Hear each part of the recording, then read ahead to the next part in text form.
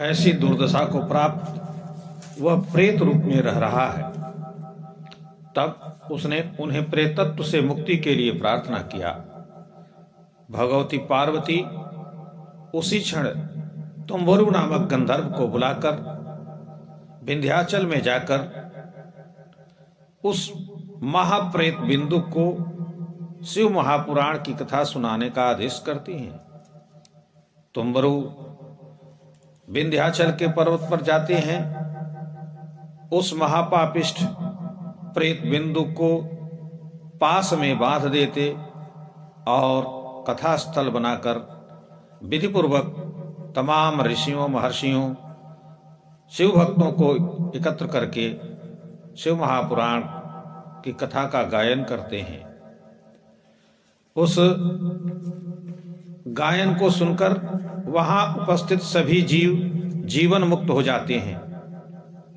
बिंदुक को ले जाने के लिए शिव गणों द्वारा दिव्य विमान लाया जाता है और बिंदुक उस विमान पर आरूढ़ होकर के शिवलोक जाता है। भगवान शिव ने बिंदुक को अपना गण बनाया। इस प्रकार महान पापिष्ट बिंदुक भी भगवान शिव का गण बन जाता है और उसकी पत्नी चंचुला भगवती पार्वती की सखी बन जाती है। महात्म्य के 6वें अध्याय में पुराण के श्रवण की विधि बताई गई। 7वें अध्याय में उसके नियम के अनुपालन को बताया गया है। इस प्रकार 7 एपिसोडों में शिव महापुराण का महात्म्य परिपूर्ण होता है। अब शिव महापुराण के प्रथम संहिता वेदेश्वर संहिता का आरंभ होता है। प्रथम अध्याय में सूत जी से ऋषियों द्वारा कलयुगी जीवों के कल्याण के संबंध में प्रश्न पूछे गए हैं। दूसरे अध्याय में श्री सूत जी द्वारा शिव पुराण का महात्म्य और उसका संहिता भेद बताया गया है।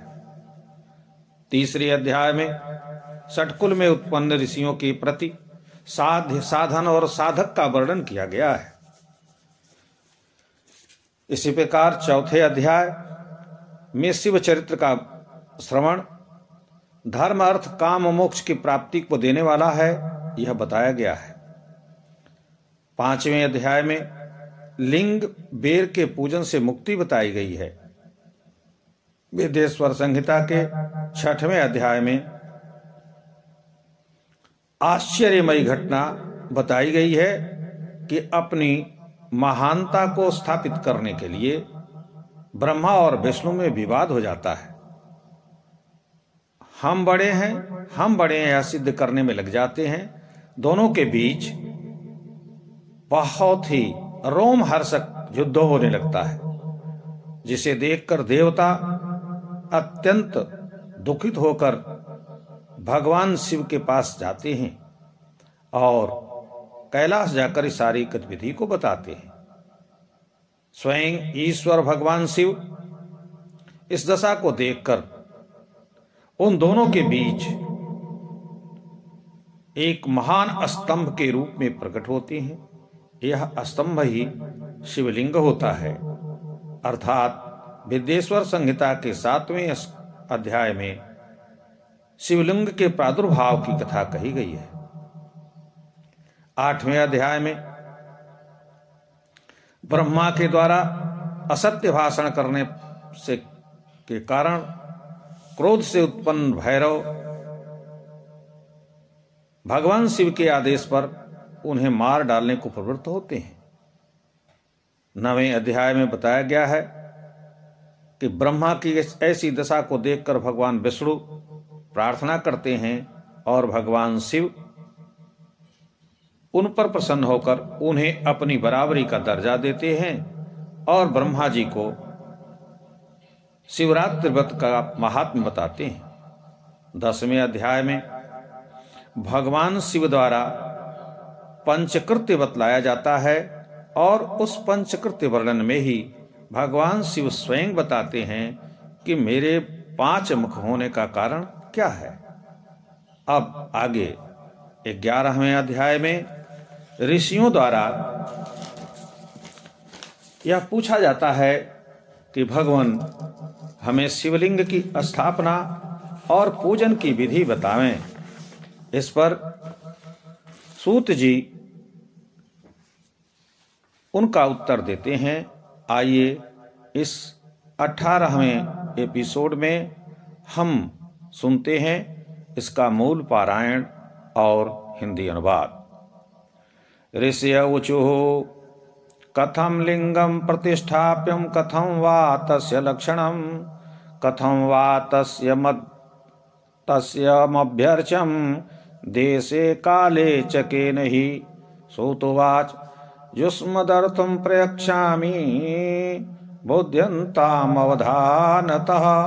अनुकूले शुभे काले पुण्ये तीर्थे तटे तथा यथेष्टं लिंगमारोप्यं यत्र स्यान्नित्यमर्चनं पार्थिवेन तथाप्येन तैजसेन यथा रुचि कल्पलक्षण संयुक्तं लिंगं पूजा फलं लभेत् सर्वलक्षण संयुक्तं सद्यः पूजा फलं लभेत् फलप्रदं चरेत् विशिष्यते सूक्ष्मं स्थावरे स्थूलमेव हि सलक्षणं सपीठं च स्थापयेत् शिवनिर्मितं मण्डलं चतुरस्रं वा त्रिकोणम् अथवा तथा षट्वाङ्गवन्मध्ये सूक्ष्मं लिङ्गपीठं महाफलं प्रथमं शिलादिभ्यो लिङ्गलोहादिभिः कृतं येन लिङ्गतेन पीठस्थावरे विशिष्यते लिङ्गं पीठं चरित्वेकं लिङ्गं वाडकृतं विना लिङ्गप्रमाणं कर्तॄणां द्वादशाङ्गुलमुत्तमं न्यूनं चेत् फलमल्पं स्यात् तदधिकं नैव दूष्यते कर्तुरेकाङ्गुलं न्यूनं चरेपि च तथैव हि आदौ विमानं शिल्पेन कार्यं देवगणैर्युतं तत्र गर्भगृहे रम्ये दृढे दर्पणसन्निभे भूषिते नवरत्नैश्च दिग्द्वारे च प्रधानकैः नीलं रक्तं च वैदूर्यं श्यामं वारकतं तथा मुक्ता प्रवाल गोमेद वज्राणि नवरत्नकं मध्ये लिङ्गं महद्रव्यं निक्षिपेत् सह वेदिके सम्पूज्य लिङ्गं सद्यादैः पञ्चस्थाने यथाक्रमम् अग्नौ च हुत्वा बहुधा हविषा सकलं च माम् अभ्यर्च्य गुरुमाचार्यम् अथैकामैश्च बान्धवम् दद्यादैश्वर्यमर्थिभ्यो जडमप्यजडं तथा स्थावरं जङ्गमं जीवं सर्वं सन्तोषयत्नतः सुवर्णपूरिते स्वभ्रे नवरत्नैश्च पूरिते सद्यादि ब्रह्मचोच्चार्य ध्यात्वा देवं परं शुभम् उदीर्य च महामन्त्रम् ओंकारं नादघोषितं लिङ्गं तत्र प्रतिष्ठाप्य लिङ्गं पीठेन योजयेत् लिङ्गं सपीठं निक्षिप्य नित्यलेपेन सम्बन्धयेत् एवं वेरं च संस्थाप्यं तत्रैव परमं शुभं पञ्चाक्षरेण वेरं तु उत्सवार्थं बहिस्तथा वेरे गुरुभ्यो गृह्णीयात् साधुभिः पूजितं तु वा एवं लिङ्गे च वेरे च पूजा शिवपदप्रदा पुनश्च द्विविधं प्रोक्तं स्थावरं जङ्गमं तथा स्थावरं लिङ्गमित्याहुस्तरुगुल्मादिकं तथा जङ्गमं लिङ्गमित्याहु कृमिकीटादिकं तथा स्थावरस्य च शुश्रूषा जङ्गमस्य च तर्पणम् तत्तत् सुखानुरागेण शिवपूजां विदुर्बुधा पीठम् अम्बामयं सर्वं शिवलिंगं च चिन्मयं यथा देवी मुमामङ्के धृत्वा तिष्ठति शङ्करः तथा लिङ्गमिदं पीठं धृत्वा तिष्ठति सन्ततम् एवं स्थाप्य महालिङ्गं पूजयेदुपचारकैः नित्यपूजा यथाशक्ति ध्वजाधिकरणं तथा इति संस्थापये लिंगं साक्षात् शिवपदप्रदम् अथवा चरलिंगं तु षोडशैरुपचारकैः पूजयेच्च यथा न्यायं क्रमात् शिवपदप्रदम् आवाहनं चासनं च अर्घ्यं पाद्यं तथैव च तदङ्गाचमनं चैव स्नानमभ्यङ्गपूर्वकं वस्त्रं गन्धं तथा पुष्पं धूपं दीपं निवेदनं नीराजनं च ताम्बूलं नमस्कारो विसर्जनम् अथवार्घ्यादिकं कृत्वा नैवेद्यान्तं यथाविधि यथाभिषेकं नैवेद्यं नमश्चकारं च तर्पणं यथाशक्ति सदा कुर्यात् क्रमात् शिवपदप्रदम् अथवा मानुषे लिङ्गेऽप्यर्षेदेव स्वयंभुवि स्थापिते पूर्वके लिङ्गे सोपचारं यथा तथा पूजोपकरणे दत्ते यत्किञ्चित् फलमश्नुते प्रदक्षिणा नमस्कारै क्रमात् शिवपदप्रदम् लिंगं दर्शनमात्रं वा नियमेन शिवप्रदम् मृतपृष्ठघोषकृतपुष्पैः करवीरेण वा फलैः गुडेन नवनीतेन भस्मन्नान्नैर्यथा रुचि लिंगं यत्नेन कृत्वान्ते यजेत् तदनुसारतः अंगुष्ठादापि तथा पूजाम् इच्छन्ति केचन लिंगकर्मणि सर्वत्र निषेधोऽस्ति न कर्हिचित् सर्वत्र फलदाता हि प्रयासानुगुणं शिवः अथवा लिंगदानं वा लिंगमौल्यं अथापि वा श्रद्धया शिवभक्ताय दत्तं शिवपदप्रदम् अथवा प्रणवं नित्यं जपेद्10सहस्रकं सन्धयोश्च सहस्रं वा गेयं शिवपदप्रदं जपकाले मकारान्तं मनः शुद्धिकरं भजेत् समाधौ मानसं प्रोक्तम् उपांशु सर्वकालिकं शमानप्राणं चेवं बिन्दुनादयुतं विदुः अथ पंचाक्षरं नित्यं जपेद्युतमादरात् सन्धयोश्च सहस्रां वाग्येयं शिवपदप्रदं प्रणवेनादिसंयुक्तं ब्राह्मणानां विशिष्यते दीक्षायुक्तं गुरुर्ग्राह्यं मन्त्रं हितफलप्राप्ते कुंभस्नानं मंत्रदीक्षां मातृकान्यासमेव च ब्राह्मण सत्यपूतात्मा गुरुर्ज्ञानी विशिष्यते द्विजानां च नमः पूर्वम् अन्येषां च नमोऽन्तकं स्त्रीणां क्वचिदिच्छन्ति नमोतं च यथाविधि विप्रस्त्रीणां नमः पूर्वम् इदमिच्छन्ति केचन पंचकोटिजपं कृत्वा सदा शिवसमो भवेत् एक द्वि त्रि चतुःकोट्या ब्रह्मादीनां पदं व्रजेत् जपेद् अक्षरलक्षं वा अक्षराणां पृथक् पृथक् अथवा अक्षरलक्षं वा गेयं शिवपदप्रदं सहस्रं तु सहस्राणां सहस्रेण दिनेन हि जपेन मात्रात् इष्टसिद्धिर्नित्यं ब्राह्मणभोजनात् अष्टोत्तरसहस्रं वै गायत्रीं प्रातरेव हि ब्राह्मणस्तु जपे नित्यं क्रमात् शिवपदप्रदानं वेदमन्त्रांसु सूक्तानि जपे नियममास्थितः एकं दशाहरणमन्त्रं च शतोनं च तदोदकम् आयुतं च सहस्रं च शतमेकं विना भवेत् वेदपारायणं चैव गेयं शिवपदप्रदम् अन्यान् बहुतरान् मन्त्रान् जपेत् अक्षरलक्षतः एकाक्षरं तथा मन्त्रान् जपेदक्षरकोटितः ततः परं जपेच्चैव सहस्रं भक्तिपूर्वकम् एवं कुर्याद् यथाशक्ति क्रमात् शिवपदं लभेत् नित्यं रुचिकरं त्वेकं मन्त्रमामरणान्तिकं जपेत् सहस्रमोमिति सर्वाभीष्टं शिवाज्ञया पुष्पारामादिकं वापि तथा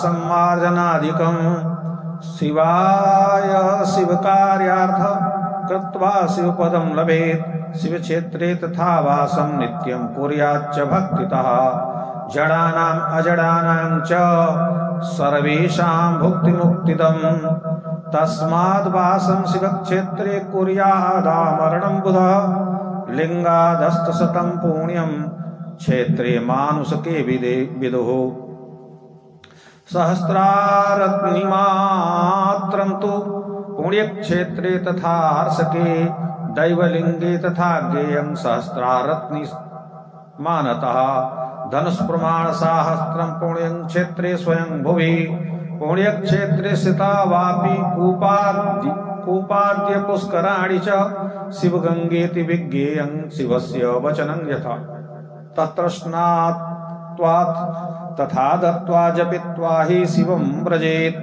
शिवक्षेत्रं समाश्रित्य वसेदामरणं तथा दाहं दशाहं मास्यं वा सपिण्डीकरणं तु वा आब्दिकं वा शिवक्षेत्रे पिण्डम् अथवापि वा सर्वपाप विनिर्मुक्तः सद्य शिवफलं पदं लभेत् अथवा सप्तरात्रं वा वसेद् वा पंचरात्रकं त्रिरात्रम् एकरात्रं वा क्रमात् शिवपदं लभेत् स्ववर्णानुगुणं लोके स्वाचारात् प्राप्नुते नरः वर्णोद्वारेण भक्त्या च तत्फलातिशयं नरः सर्वं कृतं कामयन् यासाद्य फलमाप्नुयात् सर्वं कृतं कामेन साक्षात् शिवपदप्रदं प्रातर्मध्याह्नसायाह्न महस्त्वेकतः क्रमात् प्रातर्विधिकरं गेयं मध्याह्नं कामिकं तथा सायाह्नं शान्तिकं गेयं रात्रावपि तथैव हि कालो निशीथो वै प्रोक्तो मध्यायां मद्वयं निशि शिवपूजा विशेषेण तत्काले भीष्ट सिद्धिदा एवं ज्ञात्वा नरः कुर्वन् यथोक्त फलभाग भवेत् कलौ युगे विशेषेण फलसिद्धेस्तु कर्मणा उक्तेन केनचिद्वापि अधिकारो विभेदतः सद्वृत्ति पापभिरुच्येस्तत्तत्फलमाप्नुयात् ऋषयौचुः अथ क्षेत्राणि पुण्यानि समासात् कथयस्वनः सर्वा स्त्रियश्च पुरुषान्याश्रित्य पदं लभेत् सूत योगी वरश्रेष्ठ शिवक्षेत्रागमांस्तथा सूतवाच शृणुत श्रद्धया सर्व क्षेत्राणि च तदागमान् इति श्री शिव महापुराणे विद्येश्वर संहितायाम्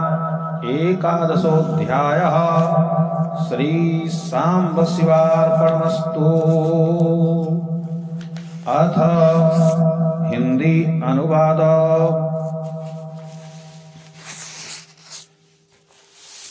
ऋषियों ने पूछा, हे भगवान, लिंग की प्रतिष्ठा किस प्रकार करनी चाहिए, उसका क्या लक्षण है, किस देश किस काल में किस प्रकार उनकी अर्चना करनी चाहिए। यह सुनकर सूत जी बोले, मैं तुम्हारे निमित्त कहता हूं, सावधान होकर सुनो। जहां नित्य पूजा संभव हो ऐसे स्थान में नित्य अर्चन करें। पृथ्वी संबंधी द्रव्य, जलमय अथवा किसी धातु से जैसी इच्छा हो लिंग का निर्माण करें। शैव शास्त्रों में जो उसका विधान लिखा है उसके अनुसार करके लिंग पूजा का फल ग्रहण करें। कारण कि सब लक्षण सामान्य होने से पूजा फल की देने वाली होती है। चर मूर्ति हो तो छोटी बनावे, अस्थावर मूर्ति हो तो बड़ी बनावे। सिंहासन सहित शिव का की स्थापना करें। चर का मंडल अथवा त्रिकोण या खटवांग रूप बनाया जाना चाहिए। मध्य में लिंग को स्थापित करना चाहिए। प्रथम लिंग मिट्टी, शिला और लोहा धातुओं से करें। जिस वस्तु का लिंग हो पीठ भी उसी का होना चाहिए। केवल बाण लिंग को छोड़कर लिंग पीठ एक ही में निर्माण करें। लिंग का प्रमाण 12 अंगुल का होता है। न्यून होने से फल भी न्यून हो जाता है, अधिक होने पर कोई दोष नहीं है। प्रथम शिल्प विद्या से देवताओं के गणों सहित विमान बनवावें। विमान के भीतर सुंदर स्थान जो दर्पण से प्रकाशित हो, उसमें नवरत्नों से भूषित करके पूर्व और पश्चिम की ओर उसका मुख्य द्वार बनाकर नीलरत्न, वैदूर्यमणि, श्याम, मरकतमणि, मोती, मूंगा, प्रवाल, गोमेद, ये 9 रत्न कहे गए हैं। इन 9 रत्नों से उनकी स्थापना करी जाए, अर्थात वास्तु स्थान में जहां शिवलिंग की स्थापना करनी है उस गर्त में ये 9 प्रकार के रत्न डाले जाएं। फिर सद्योजात आदि मंत्रों से लिंग का पूजन करें और पूर्वादि दिशाओं के मध्य में अर्चन कर अग्नि में अनेक प्रकार की आहुति देकर और परिवार सहित अर्थात भगवान शिव, भगवती पराम्बा पार्वती, भगवान गणेश और षडानंथा नंदीश्वर के साथ पूजन करके आचार्य का पूजन करें। कामना के अनुसार बंधुजनों का सत्कार करें, अर्थीयों के निमित्त दान करें, यत्न पूर्वक स्थावर जंगमादि सभी जीवों को संतुष्ट करें। सद्योजातादि 5 मंत्रों का उच्चारण कर परम सुख भोग कर ओंकार के नाद सहित शोधित कर महामंत्रों का उच्चारण करें। उस लिंग में स्थापन करने के बाद लिंग पीठ को जोड़ दें। पीठ के साथ लिंग को ऐसे द्रव्य से जोड़ा जाना चाहिए ताकि वह पुनः उससे अलग न हो सके। इसी विधि से बेर लिंग को भी स्थापन करना चाहिए। पंचाक्षर मंत्र से बेर की उत्सवादि के निमित्त बाहर रखें। बेर लिंग को महात्मा अथवा साधु से ग्रहण करना चाहिए अथवा गुरु से ग्रहण करें। इस प्रकार लिंग और बेर में महादेव की पूजा शिव के पद को देने वाली होती है। फिर भी अस्थावर जंगम के भेद से यह 2 प्रकार का है।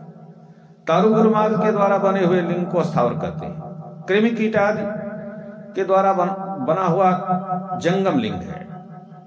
अस्थावर की शुश्रूषा, जलादि सेचन और उनका तर्पण अर्थात जल अन्नाद से संतुष्ट करना चाहिए।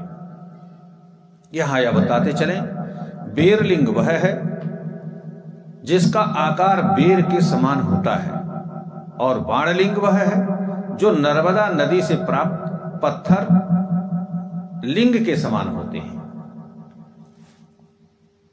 इस प्रकार जिस प्रकार शिव जी पार्वती जी को अंक में लेकर स्थित रहते हैं, उसी प्रकार से लिंग का पीठ भी उसको अपने अंदर समेटे रहता है। इस प्रकार लिंग को स्थापन कर उपचार से पूजा कर नित्य पूजन करना, ध्वजादि स्थापन करना, उत्सव मनाना, यह लिंग स्थापन की विधि हुई। इसी प्रकार शिव पद को देने वाले लिंग की नित्य पूजा अर्चना, चरलिंग की 16 उपचार से पूजा करना, पूजन योग्य द्रव्यों से पूजन करना, आवाहन, आसन, पाद्य, अर्घ्य, आचमन, तैलाभ्यंग अर्चन, भस्म, गंध, धूप, दीप, नैवेद्य, निराजन, तांबूल, नमस्कार, विसर्जन, नैवेद्य के अंत तक यथावत अर्घ्याद करना, यह पूजा की विधि है। नैवेद्य, नमस्कार, तर्पण यथाशक्ति सदा करें तो शिव पद की प्राप्ति होती है। मनुष्य के द्वारा स्थापित अथवा ऋषियों के द्वारा स्थापित या स्वयंभू प्रादुर्भूत शिवलिंग की पूजा भी उसी प्रकार का फल देने वाली होती है। पूजा सामग्री से निवेदन करने के जो कुछ फल की प्राप्ति होती है, वही उसी फल की प्राप्ति प्रदक्षिणा से भी होती है। अर्थात यदि व्यक्ति शिवलिंग की प्रदक्षिणा करे तो वह पूजन के फल को देने वाली होती है। नियम से शिव का दर्शन करने से भी शिवलोक की प्राप्ति होती है। पिसी हुई मिट्टी में गोबर मिलाकर के कनेर के फूल अथवा फल के साथ गुड़, नवनीत, भस्म, अन्न अथवा जैसी रुचि हो, उसी प्रकार लिंग की यत्न पूर्वक विधि से बनावें और उसके अनुसार यजन करें। इसी प्रकार कोई अंगुष्ठ मात्र में ही शिव की पूजा करते हैं। लिंग पूजा चाहे जहां करें, जैसे भी करें, निषेध नहीं है। श्रम के अनुसार शिव सर्वत्र ही फल देते हैं। लिंग के दान करने से, लिंग का मूल्य दान करने से अथवा श्रद्धापूर्वक शिव भक्तों को शिवलिंग भेंट करने से शिव पद की प्राप्ति होती है। नित्यपति 10,000 ओंकार के जप से, दोनों संध्याओं में 1000 बार जप करने से शिव पद की प्राप्ति होती है। जप काल में मकारांत ओम मन की शुद्धि करने वाला होता है। समाधि में मानसिक जप कहा गया है। उपांश अर्थात दूसरे को न सुन पड़े ऐसा जप सर्वकाल में कहा गया है। बिंदुनादयुक्त प्रणव सर्वकाल में एक समान है। प्रेम से नित्य 10,000 पंचाक्षर मंत्र जपे अथवा दोनों संध्याओं में 1000 बार जप करने से शिव पद की प्राप्ति होती है। ब्राह्मणों को पंचाक्षर जप में ओम लगाना उचित है और उसके फल की प्राप्ति के निमित्त गुरु से दीक्षा पूर्वक मंत्र ग्रहण करना चाहिए। घट स्नान, मंत्र दीक्षा, मातृका न्यास करना और सत्य बोलने से पवित्र आत्मा ज्ञानी गुरु का होना चाहिए। ब्राह्मणों को नमः पहले और दूसरे वर्ण को नमः पीछे विधि पूर्वक लगाना चाहिए। स्त्रियों को अंत में नमः लगाना कहा गया है। कोई कहते हैं कि ब्राह्मणों की स्त्री को नमः पहले ही मंत्र में उच्चारण करना चाहिए, अर्थात ब्राह्मण पुरुष स्त्री को ओम नमः शिवाय यह पंचाक्षर मंत्र जपना चाहिए, अन्य को शिवाय नमः का जप करना चाहिए। 1 2 3 4 करोड़ जप करके ब्रह्म विष्णु रुद्र महेश के पद को प्राप्त होता है।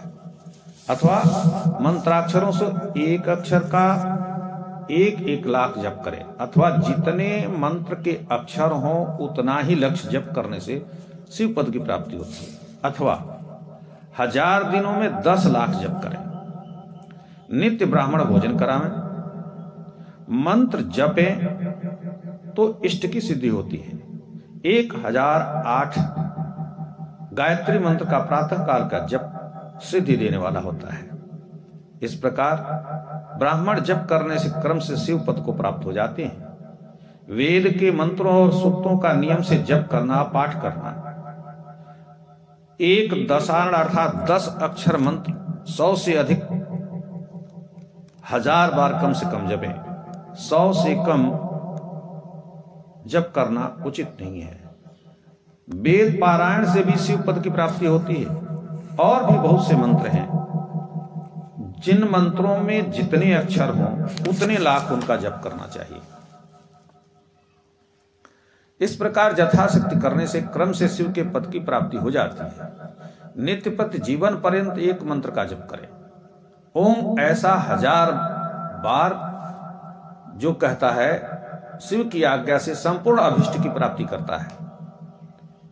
पुष्प बाग जहां कहीं हो वहां शिवलिंग की स्थापना करके शिव का सम्यक अभ्यर्चन करना चाहिए। शिव के निमित्त इस प्रकार अर्चन और वंदन करने से शिव पद की प्राप्ति होती है। नित्य भक्त पूर्वक शिव क्षेत्र में निवास करना सबसे अभिष्ट फल देने वाला होता है। जड़ हो अथवा चैतन्य, सबको ही भुक्ति और मुक्ति की प्राप्ति होती है। शिव क्षेत्र में मरण पर्यंत रहना मुक्तिदायक है। जहां मनुष्यों ने लिंग स्थापित किया है उस लिंग के 100 हाथ चारों तरफ पुण्यजनक स्थान होता है, और पुण्य क्षेत्र में जहां ऋषियों ने स्थापित किया है वहां 1000 हाथ तक चारों ओर पवित्र स्थान होता है। देवताओं के द्वारा स्थापित लिंग के भी चारों ओर 1000 हाथ तक पवित्र स्थान होता है, परंतु स्वयंभू लिंग अर्थात जहां लिंग स्वयं प्रकट हुआ है वहां 1000 धनुष यानी 4000 हाथ तक पुण्य क्षेत्र माना गया है। उस क्षेत्र में अगर कोई कुआं है, बावली है, सरोवर है, वह शिव गंगा स्वरूप है। यह शिव जी का वचन है। वहां स्नान, दान और जप करने से शिवलोक की प्राप्ति होती है। शिव क्षेत्र को प्राप्त हो मरण पर्यंत वहां निवास करना चाहिए। दशाह कर्म में दाह कर्म में, मासिक कर्म में, सपिंडीकरण में, श्राद्ध में, सांवत्सरिक श्राद्ध में पिंड दान करना जो शिव क्षेत्र में होता है वह सब पाप को दूर करने वाला और शीघ्र ही शिव पद को प्राप्त कराने वाला होता है। शिव क्षेत्र में 7 रात, 5 रात, 3 रात अथवा कम से कम 1 रात निवास करे तो उसे शिव पद की प्राप्ति होती है। ब्राह्मण आदि अपने अपने कर्म के अनुरूप उसके फल की अधिकता सुंदर आचरण से प्राप्त करते हैं। भक्ति पूर्वक करने से मनुष्य को महाफल मिलता है, जिससे उसका वर्णोद्धार होता है। जो कुछ कामना करे शीघ्र ही उसका फल प्राप्त हो जाता है। सब प्रकार कामना रहित हो जो पूजन करते हैं उन्हें साक्षात शिव फल की प्राप्ति होती है। प्रातः, मध्याह्न और संध्या समय प्रतिदिन जो शिव की आराधना करते हैं, प्रातः काल नित्य विधि को संपादित करते हैं, मध्याह्न काल कामना के अनुसार पूजन करते हैं, तो ये मध्याह्न काल की हुई पूजा शांतिदायक होती है, मनोकामना पूर्ण करने वाली होती है। दोपहर रात बीत जाने पर आधी रात को भगवान शिव की पूजा सबसे विशिष्ट फल देने वाली, सिद्धि देने वाली होती है। इस प्रकार जानकर करने से मनुष्य जैसा कहा गया उस प्रकार के फल को प्राप्त करता है। विशेषकर कलयुग में शिव पूजा विशिष्ट फलप्रद होती है। वर्णन किए हुए किसी अधिकार के भेद से श्रेष्ठ आचरण करने से, शिव की आराधना में तत्पर रहने से और पाप से डरने से मनुष्य अभिष्ट फल को प्राप्त करता है। ऋषिगण बोले, हे सूत जी, संक्षेप से आप हमसे पवित्र क्षेत्रों का वर्णन कीजिए। सब स्त्री पुरुष जिसका आश्रय लेकर शिव पद को प्राप्त हो सकें उन क्षेत्रों को बताइए। इस प्रकार श्री शिव महापुराण के प्रथमा वेदेश्वर संहिता